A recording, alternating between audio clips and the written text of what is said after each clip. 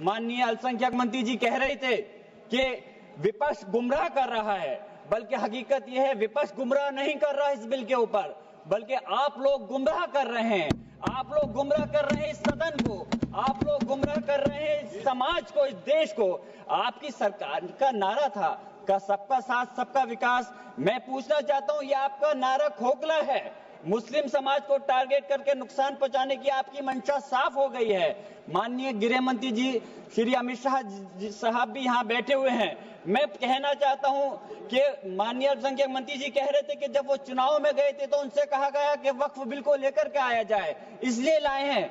तो चुनाव के समय तो उनसे ये भी कहा गया था कि 2 करोड़ रोजगार दिया जाए, महंगाई कम की जाए, भ्रष्टाचार कम किया जाए। हमारे लोगों को उस चीज की जरूरत है, वो क्यों नहीं देते? मैं कहना चाहता हूं कि इस देश का मुसलमान दुश्मन नहीं है, इस देश का मुसलमान वफादार है, इस देश की तरक्की चाहता है, इस देश का विकास चाहता है। और हमारे बुजुर्गों ने लाखों की तादाद में इस देश को आजाद कराने के समय अपनी जान माल की कुर्बानियां देकर के साबित किया था। देश का जब बंटवारा किया था माननीय अध्यक्ष जी, तो उस वक्त अगर जो मुसलमानों को प्यार था पाकिस्तान से वो चले गए, जिनको इस हिंदुस्तान से प्यार था, वफा थी, वो आज इस हिंदुस्तान के अंदर है।